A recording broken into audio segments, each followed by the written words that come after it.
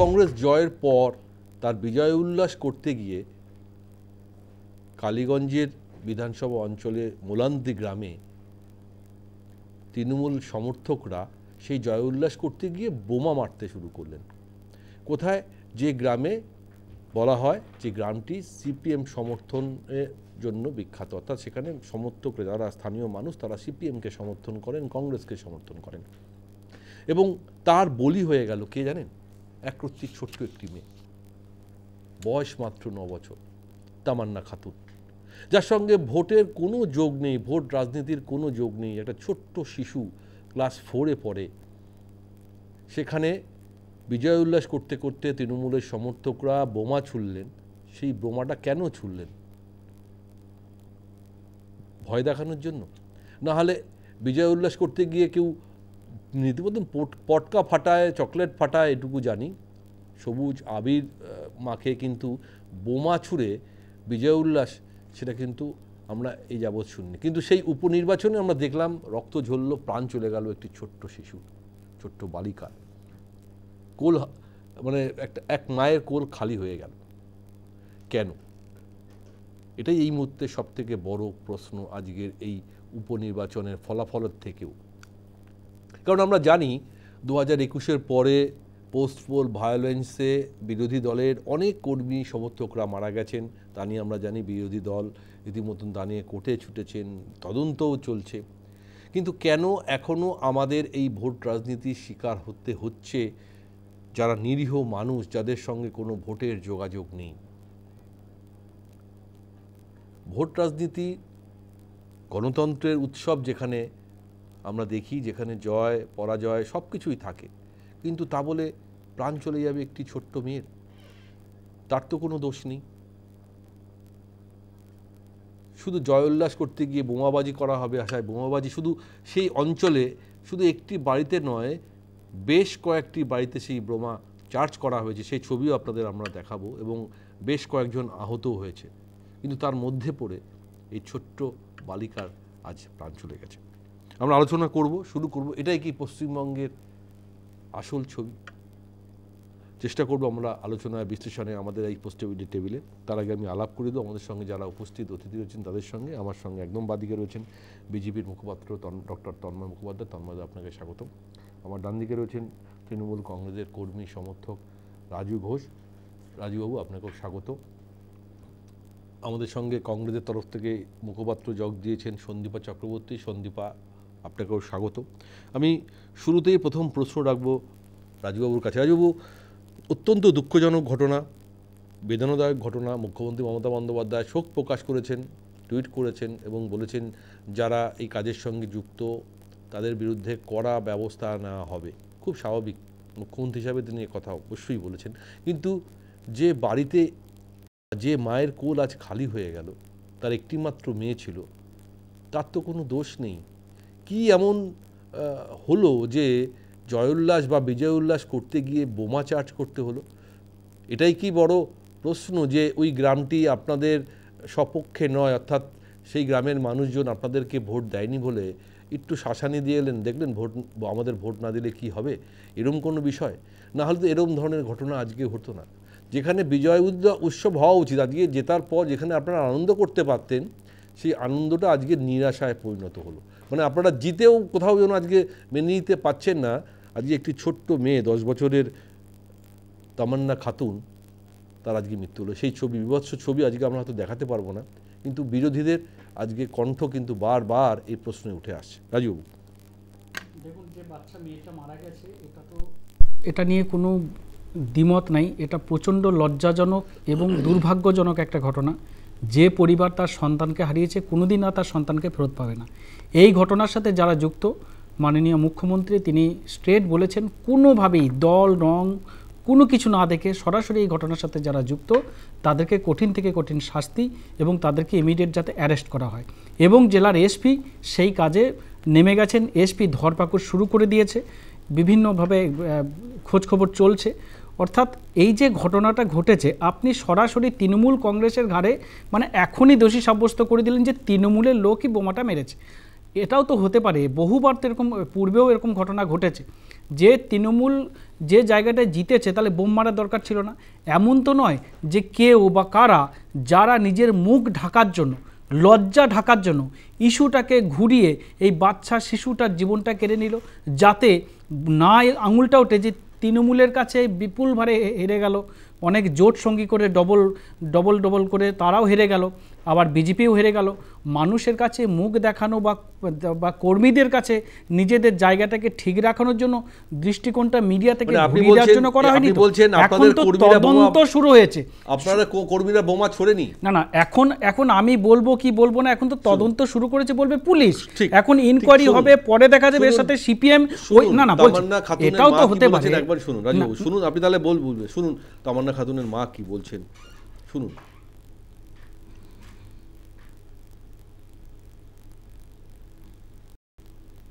আমি মেয়ে বললুম মা গা ধুইতে যাবো, আমাকে সাঁতার শিখাবা, সবাই সাঁতার জানে মা। আমি তাই বলে লিখে যাচ্ছিলাম ঘাটে, ওই পর্যন্ত গেছি, ওইখানে এত লোক, আমি আর জানিনি মারামারি হয়েছে। আমি বলছি পটকা ফাটছে, সারাদিন পটকাই ফাটছে, এ পথে কি হয়েছে তার জানিনি। কারা কারা মারলো কারা? ও গো টেকলে স্বামী মানু আরো জানে গো। কোন দলের? কোন দলের? টিএমসি দলের গো। আপনারা কোন দল? তাকে বললো গো, ও বুলা শিশুকে এখানে মেরেছে গো। কি বললো একটা ই করবো, কি করবে, আমার ছেলে ফিরে দেবে, কিছু করবে না। মমতাকে বললো আমার শিশুকে ফিরিয়ে দিতে। আমরা শুনছিলাম হাহাকার, একজন কন্যা সন্তানকে হারিয়ে বক্তব্য কতটা মর্মদায়ক, কতটা বেদনাদায়ক, কতটা হৃদয় বিদারক আমরা বুঝতে পারছি। এবং বিরোধীরা কিন্তু ইতিমধ্যেই, রাজুবাবু আমি আসবো আপনার কাছে, বিরোধীরা ইতিমধ্যেই কিন্তু এটা নিয়ে বক্তব্য রেখেছেন। আমরা শুনব যে সিপিএমের নেত্রী মীনাক্ষী কি বলেছেন। মীনাক্ষী কিছু বক্তব্য রেখেছেন আজকে, তিনি ইতিমধ্যেই ওখানে গিয়ে পৌঁছেছেন। মীনাক্ষী মুখোপাধ্যায় কি বলছেন শুনবো। একটি রাজনৈতিক দলের বিজয় উল্লাস যদি একটি কোনো বাচ্চা মেয়ের প্রাণ কেড়ে নিচ্ছে, তাকে বিজয় উল্লাস বলে না, তাকে গুন্ডাগিরি বলে। আর পশ্চিমবঙ্গে এই গুন্ডা রাজ সরকারি মদতে, পুলিশের মদতে, প্রশাসনের মদতে, রাজ্যের শাসক দলের মদতে চলছে একদম প্রকাশ্যে।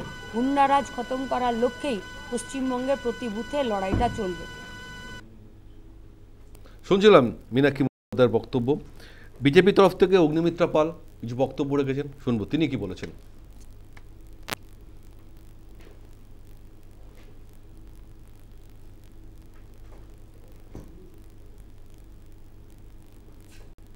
আজকে টিএমসি পার্টি যে দুষ্কৃতীদের পার্টি, ক্রিমিনালসদের পার্টি, অ্যান্টি সোশ্যালদের পার্টি, সেটা আরেকবার করে প্রমাণ করে দিলেন মুখ্যমন্ত্রী মমতা বন্দ্যোপাধ্যায়।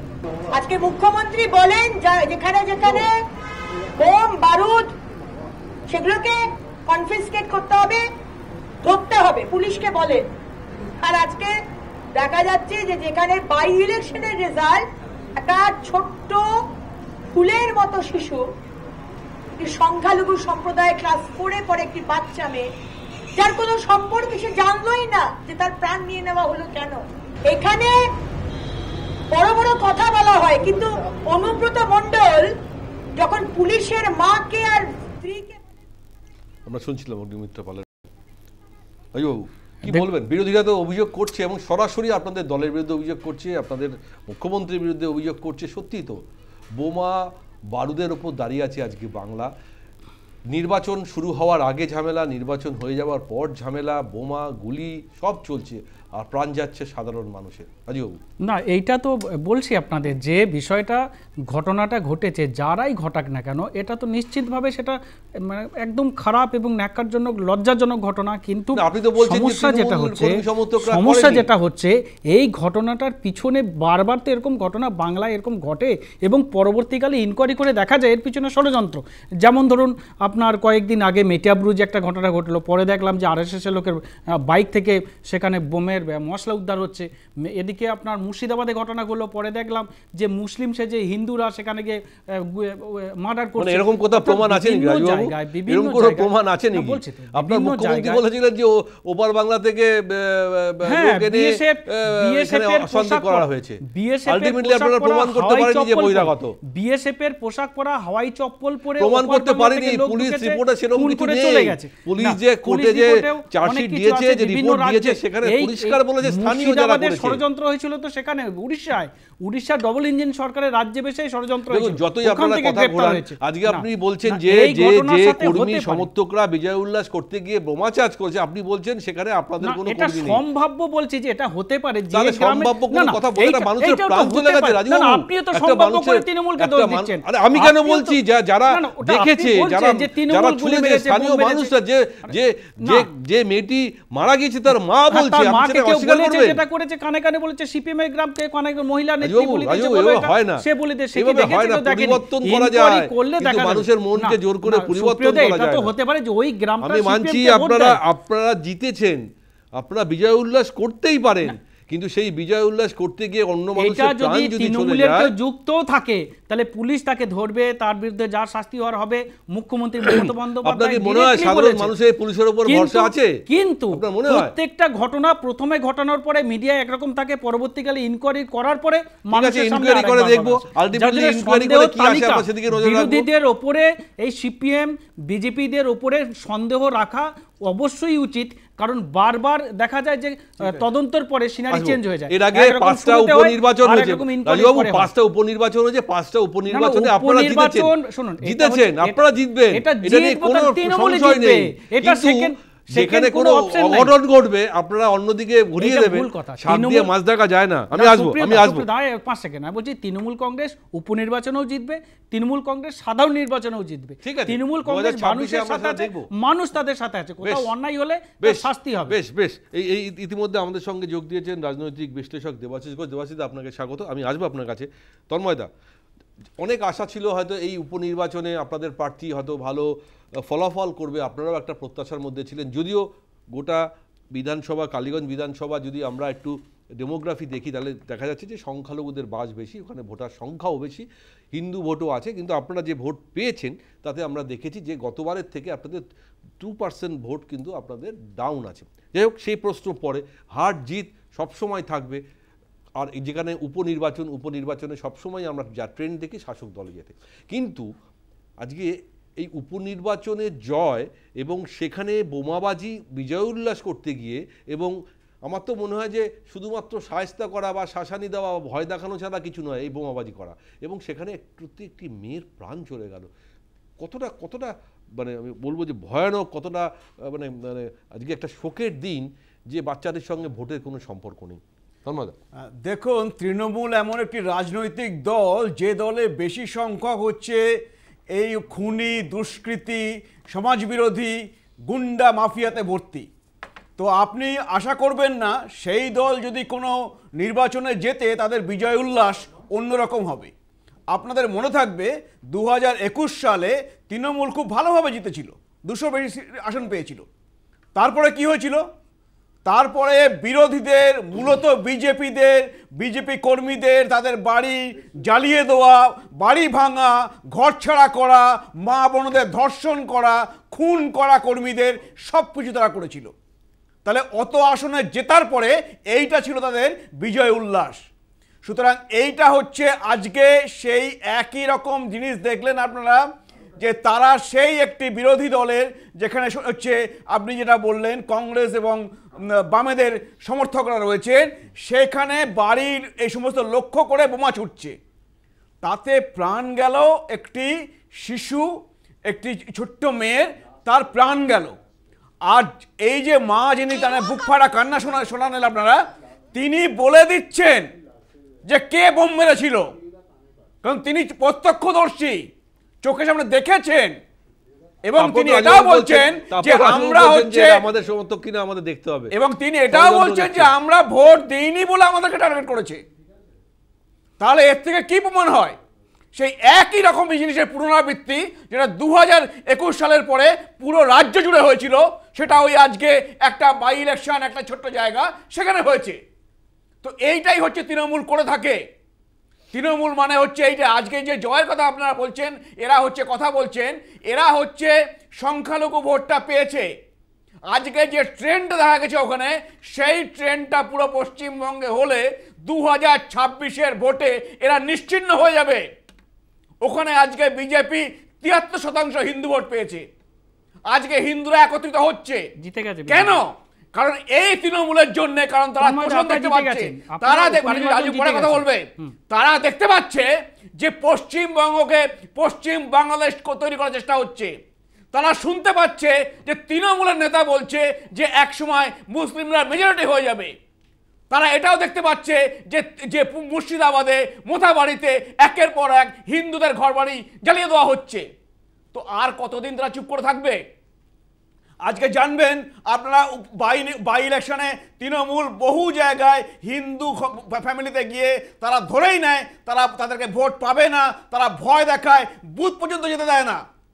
আজকে এই ইলেকশনে যেটা হচ্ছে, ভোট হয়েছে 66% হিন্দুদের ভোট পড়েছে, আর টোটাল ওভারঅল হচ্ছে 73%। তাহলে কি হলো? তাহলে আরো যদি বেশি সংখ্যা হিন্দু বেরিয়ে আসতো, ভোট দিত, তাহলে হচ্ছে ওই মার্জিন আরো বেশি কমতো। আর সেটা যদি পুরো রাজ্যে হয়, তাহলে 2026-এ তৃণমূল কথা থাকবে না। আসবো এই উপনির্বাচনের ফলাফল নিয়ে একটু মানে পরিসংখ্যান নিয়ে আমি আলোচনা করব, কিন্তু এখন আলোচনাটা আমরা অন্য বিষয়ে করছি। আমি এবারে একটু সন্দীপার কাছে যাবো। সন্দীপা, মানে ভোট সন্ত্রাসের শিকার হলো একটি বালিকা, মাত্র 10 বছর বয়স, নিশ্চয়ই এতক্ষণ তোমরা শুনেছো, সব জানো তুমি, এবং সেই বিজয় উল্লাসের বলি হয়ে গেল একটা একরত্তি মেয়ে। আমি বলছি যে ভোটে জয় পরাজয় অবশ্যই থাকবে, কিন্তু আজ যে গ্রামে, মোলান্দি গ্রামে আজকে তৃণমূল সমর্থকরা বিজয় উল্লাস করতে গিয়ে বোমা ছুড়ল, সেই গ্রামটি সিপিএম এবং কংগ্রেসের গ্রাম হিসাবে পরিচিত। তারা তো এখানে কোন ইন্টেনশনটা তো খুব ক্লিয়ার, যে তোমরা আমাদের ভোট দাওনি, এবার তোমরা দেখো আমরা কি করতে পারি। মানে একটা ভয় দেখানো, ভয় ধরানো, আগামী দিন অর্থাৎ আগামী 2026-এ কিন্তু তোমাদের এই ভোটটা ট্রান্সফার হয়ে আমাদের দিকে আসতেই হবে, নাহলে তোমাদের অবস্থা আরও খারাপ হবে। এটাই তো ইন্ডিকেশন, এটাই তো ইঙ্গিত, এছাড়া তো অন্য কোনো কারণ নয়।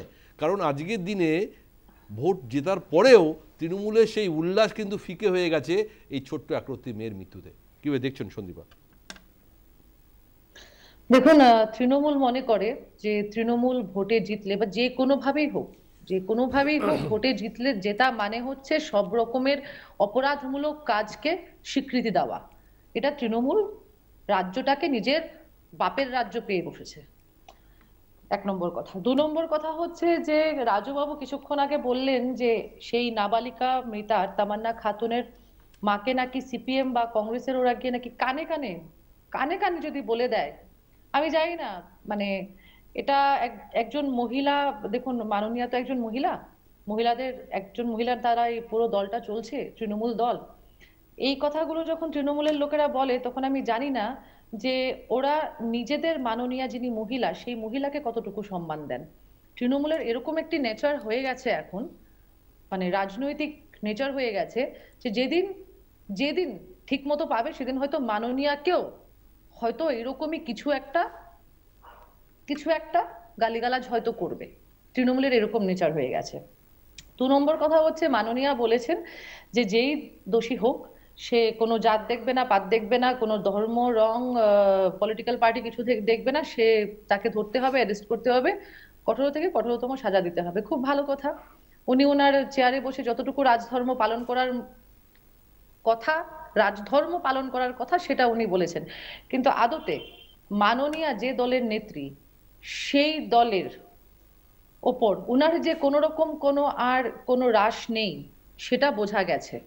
যে উনি নিজের দলের যে গুন্ডাগুলোকে এতদিন ধরে কন্ট্রোল করে আসছিলেন, সেই গুন্ডাগুলো এখন বেড়ে এরকম একটা মহিরুহের রূপ নিয়েছে যে সেই মহিরুহ উনার মাথার উপর দিয়েও চলে যাচ্ছে, ওনার কথাও কেউ গ্রাহ্য করছে না।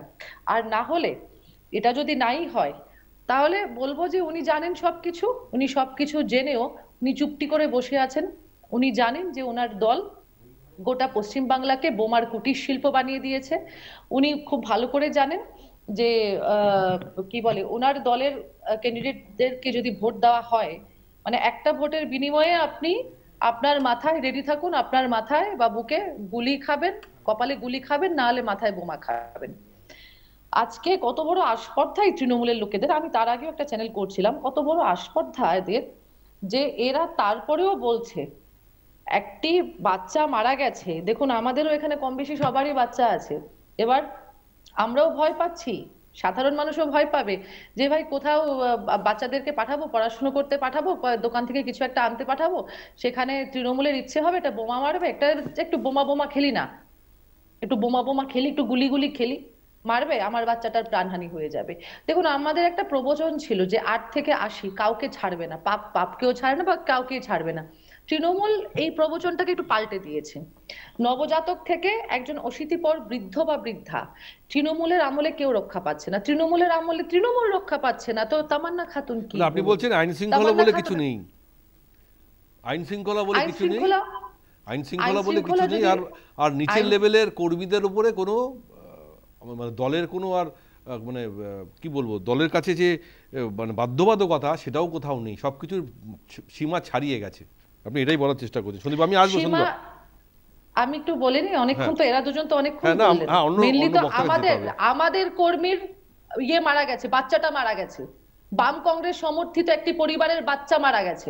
সুতরাং আমি মনে করি না এখানে তৃণমূলকে এত বাতেলাবাজি বা এত ভাষণবাজি করার সময় দেওয়ার প্রয়োজন আছে। আমাকে সবাইকে সময় দিতে হবে, সন্দীপা বললে হবে না, অবভিয়াসলি আমি আসবো আপনার কাছে, আমি দেবাশিসদার কাছে যাবো। দেবাশিসদা, যেখানে জয় প্রত্যাশিত এবং জয়ের মার্জিন অত্যন্ত বেশি, সেখানে তৃণমূল কংগ্রেসের এই আস্ফালন কেন? আমি এটাই তো বুঝতে পারছি না। মানে বোমাবাজি করে বিজয় উল্লাস করতে হবে, সে আস্ফালন দেখানোর কি এত স্পর্ধা কিসের? মানে সাধারণ মানুষ, জনগণ সব কিছুর সীমা ছাড়িয়ে গিয়ে চলে গেছে আজকে তৃণমূল। অর্থাৎ সরকারের মতন চলছে, কিন্তু দলের যে আর কোনো বাঁধন নেই, নিচু লেভেলের কর্মীরা মধ্যে যা খুশি তাই করতে পারে, আর তাদেরকে সামলানোর জন্য শীর্ষস্তর নেতৃত্বরা যে কন্ট্রোল করবেন সেটিও তো আমি কোথাও দেখতে পাচ্ছি না। ফলে এখন নানা রকম তত্ত্ব আসছে, রাজুবাবুরা বলছেন আদৌ কিছু হয়েছে নাকি ষড়যন্ত্র করে অন্য লোক করেছে, আমাদের নামে ভিড়িয়ে দেওয়া হচ্ছে। আমার কাছে কিন্তু পরিষ্কার নয়, এখনও কিন্তু তৃণমূলের তরফ থেকে স্পষ্ট কোনো বক্তব্য আমি পাইনি। দেবাশিসদা, মানে রাজুবাবু তো খুব দারুণ মানুষ এবং খুব মজার কথা বলেন, আমি খুব ভালো লাগে ওর কথা শুনতে।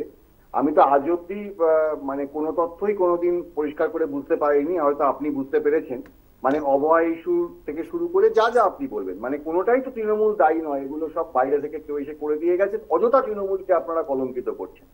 আমি সন্দীপা বলছিলেন আগে, আমি সন্দীপার সাথে একটা ব্যাপারে ডিফার করব, সেটা হলো যে উনি বলছিলেন হয়তো উপরের কারো কন্ট্রোল নেই ইত্যাদি ইত্যাদি। আমি বলবো না, একেবারে নয়, এটা একেবারে সমস্তটা প্রি প্ল্যান্ড, এবং মমতা ব্যানার্জি কথা ছাড়া কিছু হয় না, এবং সেটা আজও হয়। এবং এটাকে বলা হয়, মানে আমরা বলি না যে আইনের শাসন, আসলে এটা তো শাসকের আইন চলছে, তার ফলে এরকম হচ্ছে। কিন্তু একটা জিনিস মাথায় রাখতে হবে যে হিটলার থেকে শুরু করে যে কেউ একটা সার্টেন সময় অবধি তার অনেক রকমের মানুষের প্রতি অত্যাচার চলে বা হয়, কিন্তু এটা একটা সায়েন্স, এটা একটা বিজ্ঞান যে তার সমস্ত ক্রিয়ার সমান এবং বিপরীত প্রতিক্রিয়া আছে। তো যে তৃণমূল আজকে এটা বামপন্থীরাও আরো ভালো বুঝবেন, তারা 90-এর দশকের পর থেকে যেভাবে তাদের সমস্ত কার্যাবলী করেছিলেন, এবং তার ফলে আজকে তারা নিশ্চিহ্ন হয়ে গেছে, এবং এখন এত চেষ্টা করে মানুষের মনে সেই জায়গাটা ফিরে পাচ্ছেন না।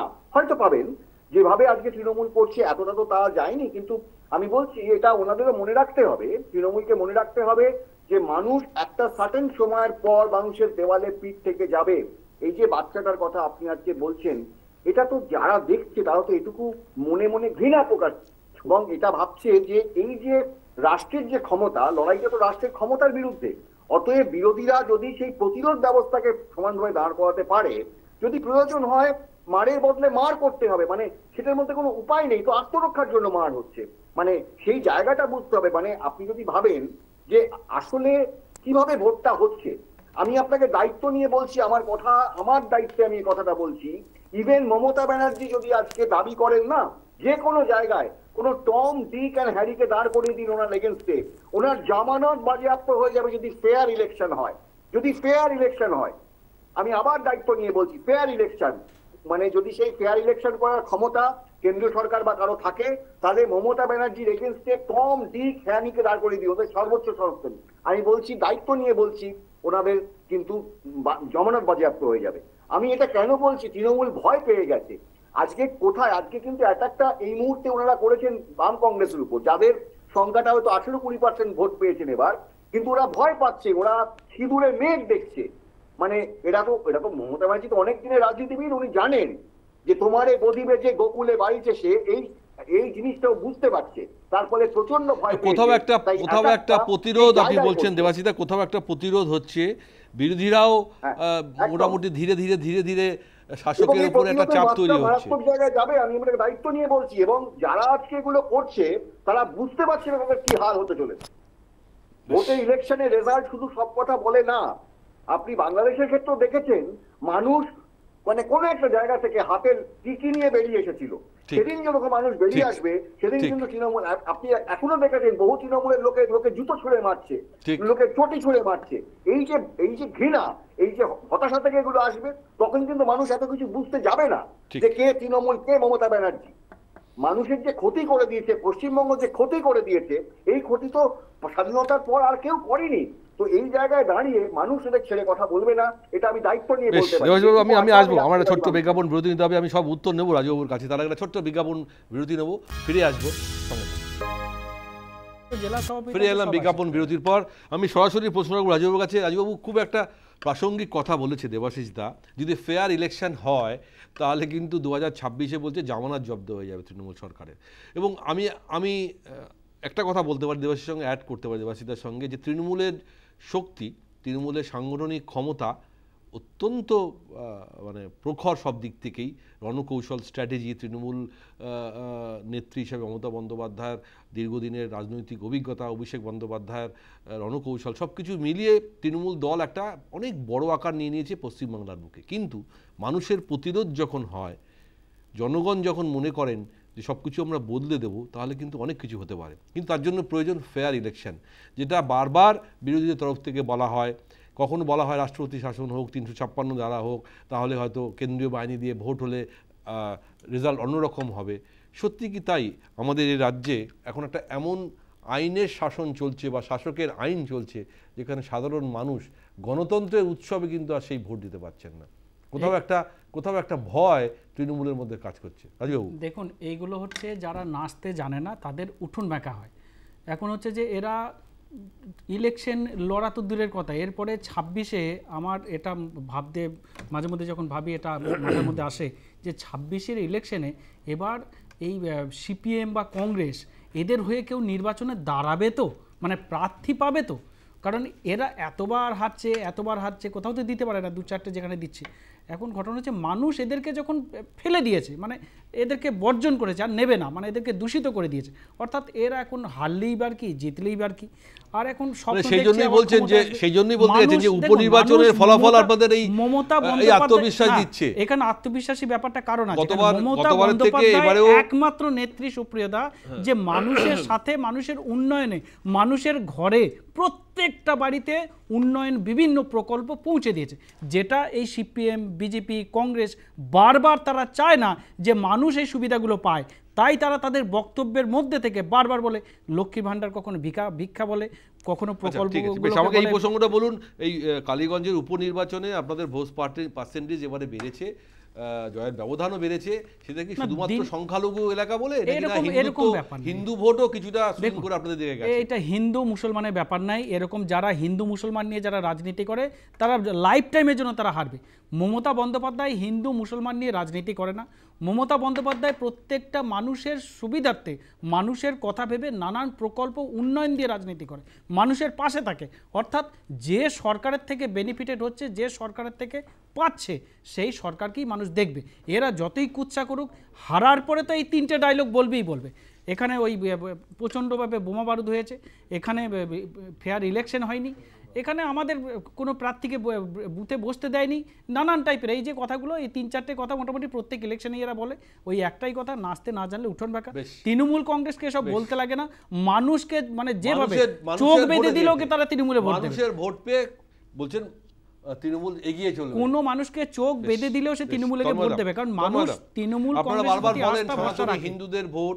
আমি জানি না যে পশ্চিমবঙ্গে শুধু সনাতনী ভোটটা পেলেই কি তৃণমূল সরকারকে হারিয়ে বিজেপি শাসকের সিংহাসনে বসতে পারবে না। সবার ভোটই প্রয়োজন। হ্যাঁ, মানছি সংখ্যালঘুদের হয়তো আপনাদের ভোট দেয় না, কিন্তু যদি আপনারা আপনাদের স্ট্র্যাটেজি তৈরিও করেন বা বাই ইলেকশনের রেজাল্টগুলোকে নিয়ে আপনি যে কাটাছেড়া করেন, তাহলে দেখবেন প্রত্যেকটা জায়গায় লাস্ট কয়েকটা নির্বাচনে আপনাদের কিন্তু ভোটের পার্সেন্টেজ কমেছে। যেমন গতবার 30 ছিল, এবারেও কিন্তু এখানে ভোট পার্সেন্টেজ 2% কমে গেছে, অর্থাৎ 28-এ নেমে এসেছে।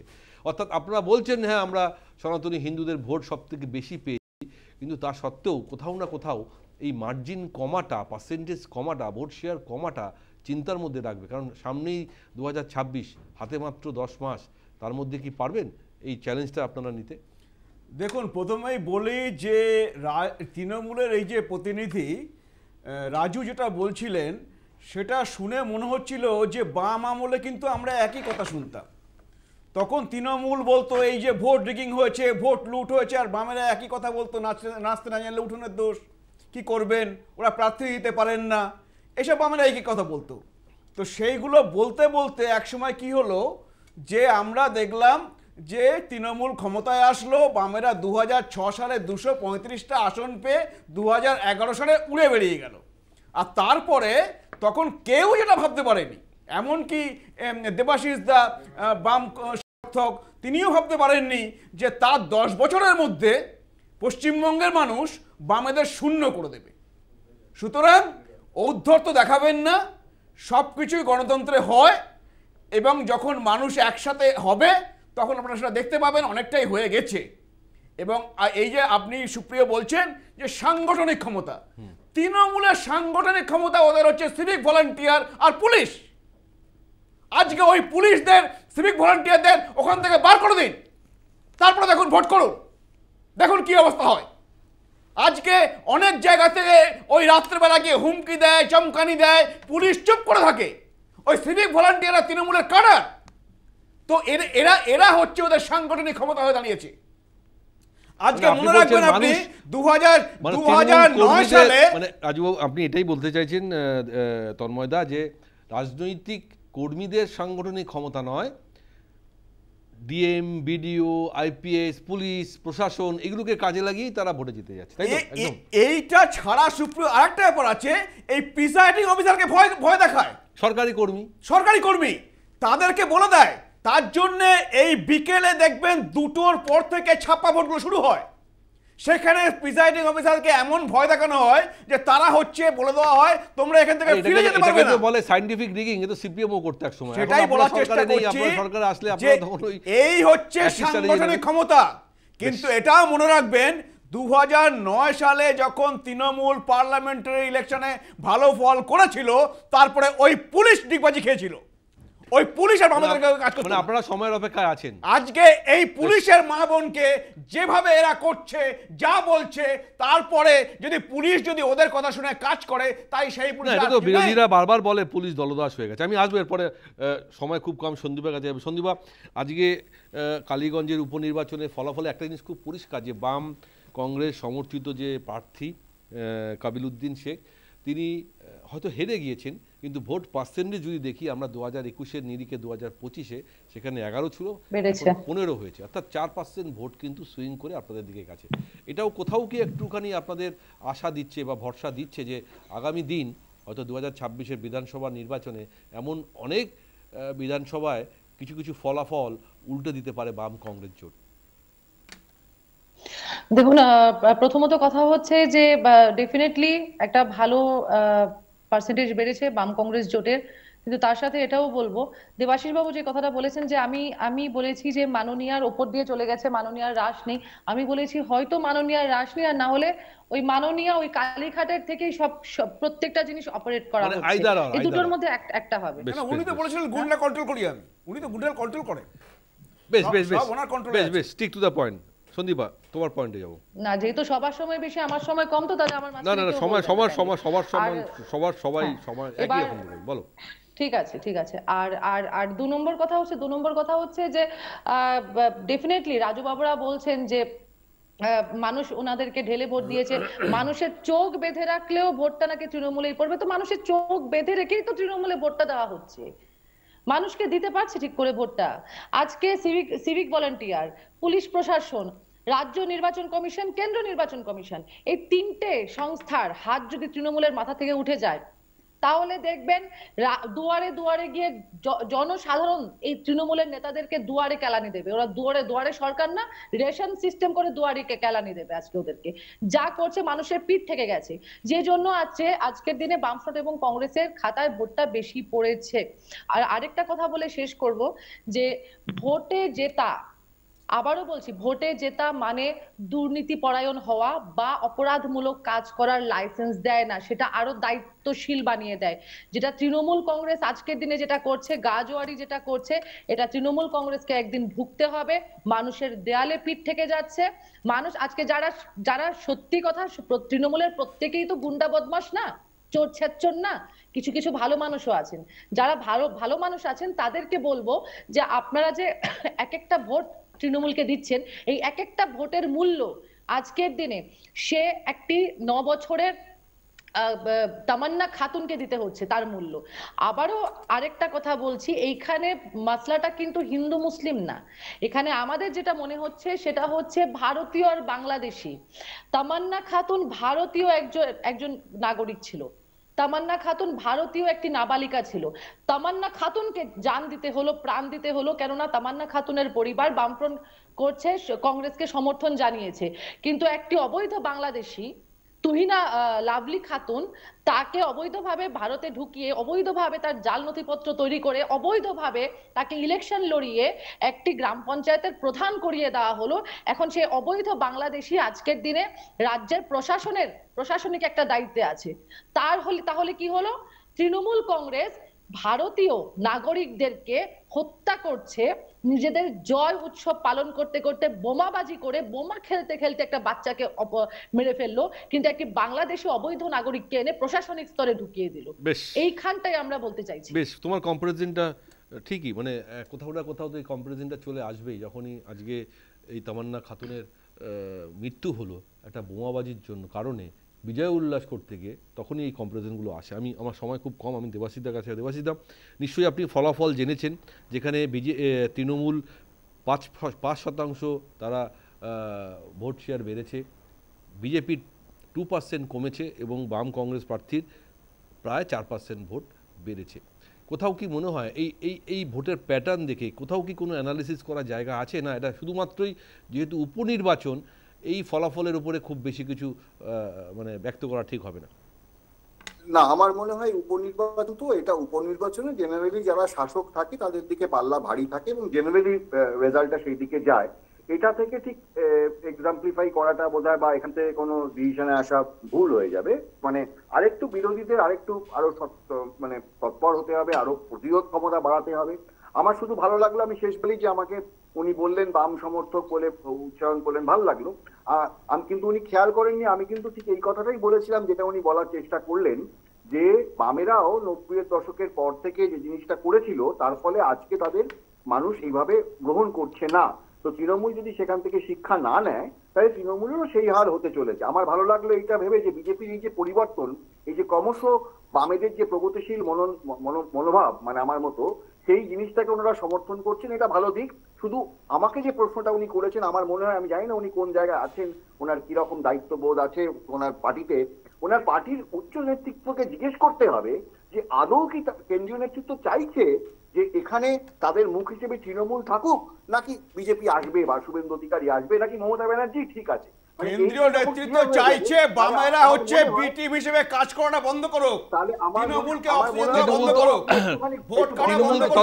তৃণমূল তো বলে রাম বাম এক হয়ে গেছে, মেরা তো আপনাদের হয়ে গেছে, রাম বাম এক হয়ে গেছে। তন্ময়দা, আরে সিপিএম তো বিজেপির হয়ে কাজ করছে। দেবাশিসদাকে বলুন, বেশ দেবাশিসদাকে বলুন, সময় নেই, কথা বলার সময় কথা বলাটা বলুন, সময় নেই, একটা কথা বলিনি। বলুন। আমি বলতে চাইছি যে এটা আগে ওনাদেরকে ডিসাইড করতে হবে ওনারা কি চাইছেন, না হলে অনুব্রত হোক বা জ্যোতিপ্রিয় মল্লিক হোক, অভিষেক ব্যানার্জি হোক, সিপিআই তো কারোই কিছু করতে পারছে না। আরে আপনাদের তো জোট আছে তো ওদের সাথে, আপনাদের কি জোট আছে না নেই এখন? তন্ময়দা বলতে দিন, তন্ময়দা ইন্ডিয়াতে আপনারা আছেন না নেই? কথা বলছেন তাহলে কেন কথা বলেন এগুলো? শুধু তন্ময়দা বলতে দিন, বলুন আমরা তৃণমূলের হয়ে দালালি করব? সঞ্চালনা করে সবাই তন্ময়দা বাইরে আছেন, বলতে দিন। কেন বলছেন এই কথা? বেশ বলেন, ইন্ডিয়াতে থাকবেন, আপনার বক্তব্য তো মানে আপনার বক্তব্য আমরা শুনেছি, আপনার বক্তব্য আমি শুনেছি। তন্ময়দা শুনুন, তন্ময়দা বাইরের লোক বক্তব্য নিন। হ্যাঁ দেবাশিসদা বলুন। এইটুকু আশা করছিলাম, আমি বলছি যে এটা আমার সঙ্গে চেঁচিয়ে কোনো লাভ নেই, ওনাদের ফ্রাস্ট্রেশনটা ওনাদের দলের মধ্যে স্বাভাবিক করতে হবে যে আজকের দিনে ওনাদের এটা আচ্ছা আসছি আপনার কাছে আসবো। থাকবেন নাকি অভিষেক ব্যানার্জির নেতৃত্বে থাকবেন, এইটা তো কেন্দ্রীয় নেতৃত্ব ঠিক করবে। না হলে এত কিছু করেও মমতা ব্যানার্জি বা অভিষেক ব্যানার্জি এগুলো করতে পারছে কি করে? যদি না কেন্দ্রীয় সরকারের মদত থাকতো এটা করা সম্ভব ছিল না। আজকে অনুব্রত জেল হয়নি, আজকে অনুব্রত জেল হয়নি, অনুব্রত পুলিশকে কিছু বলার পর করতে পারেননি। তার কারণটা আমি আগের দিন আপনাকে বলেছিলাম যে অনুব্রত রায় হচ্ছে এই বেশ হ্যাঁ সন্দীপা ছোট্ট করে। না, আমার একটু বিজেপিকে প্রশ্ন করতে ইচ্ছে করছে যে তখন তো মমতা ব্যানার্জিকে দপ্তরবিহীন মন্ত্রী করেছিলেন, এখন ওনার প্রধান সাকসেসর অভিষেক ব্যানার্জিকেও কি এরকম কিছু করার স্বপ্ন দেখছে বিজেপি? দপ্তরবিহীন মন্ত্রী। তন্ময়দা একটা কথা বারবার ওঠে যে তৃণমূল তরফ থেকে বলে, বারবার বলা হয় রাম বাম এক হয়ে গেছে, মানে এর আগে 2019-এ আমরা শুনেছি, পরেও শুনেছি, কিন্তু আপনারা আবার উল্টো কথা বলেন ইন্ডি জোটে কংগ্রেস তৃণমূল বাম সব এক হয়ে গেছে, কিন্তু অ্যাকচুয়াল কে কাজ জোট এটা তো মানে এখানে বসে বলা সম্ভব নয়, অ্যানালাইসিস করা সম্ভব হয়। দেখুন সুপ্রিয়, আমি কখনো বলি না রাম বাম এক হয়ে গেছে, এই জন্য বলি না যে আপনি জানবেন যদি হচ্ছে বামেদের ভোট তৃণমূলে না যেত তাহলে 2011-এ তৃণমূল ক্ষমতায় আসতে পারতো না। কারেক্ট, কারণ 2006-এ আর সেই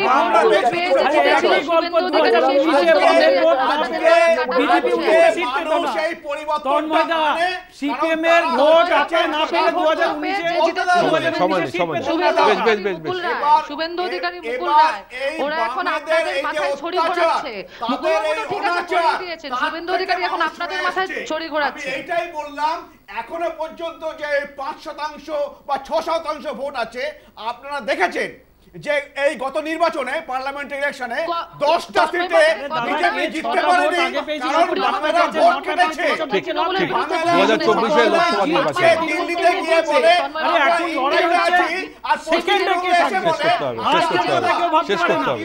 বাংলা লড়াই হলো সেকেন্ডে কে থাকবে, বেশ বাংলা লড়াই বেশ কে থাকবে নয়। এবং কংগ্রেস বাংলা, সুতরাং তৃণমূল এবং বিজেপি একে অপরের দোসর হয়ে কাজ করছে, যেটা মুকুল বাবু বলেছিলেন। বেশ আমি জানি না এখন এই প্রশ্নের উত্তর আমাদের কাছে এখন নেই, 2026-এ আমরা দেখতে পাবো। তবে এটুকু বলতে পারি তৃণমূল এবং বিরোধী যদি দুটো আলাদা দল হয়, একটা তৃণমূল আর বিরোধী যদি সব এক হয় তাহলে কিন্তু অনেক হিসেব অনেক সমীকরণ উল্টে যেতে পারে, যেটা দেবাশিসদা বারবার বলার চেষ্টা করছে। সেটা হওয়া সম্ভব যে তৃণমূল কংগ্রেস যেতে আর বাকি যত বিরোধী রয়েছে তারা লড়াই করে সেকেন্ডে কে থাকবে, দ্বিতীয় নম্বরে কোন দল থাকবে, নালে বাম কংগ্রেসের ভোট লড়াই কেউ করে 2021-এর আগে এরা বলেছে নো ভোট টু বিজেপি। হ্যাঁ বলেছে আজকে কি হচ্ছে দেবাশিসদা, নো ভোট টু টিএমসি বলতে বলুন। তন্ময়দা আজকে দেখুন যে কটা 24-এর ইলেকশনে আপনি নিজেই দেখেছেন যে বাম কংগ্রেসের ভোট এমন একটা জায়গায় ফ্যাক্টর হয়ে গেছে যেখানে কিন্তু বিজেপি জিততে পারেনি, এবং বিরোধীদের অনেক জায়গায় বিরোধী ভোট। আমরা পরিষ্কার কথা আপনারা শুনেছেন নিশ্চয়ই, 2021-এর আগে এই হচ্ছে বাম অতি বাম সব নো ভোট টু বিজেপি বলেছিল।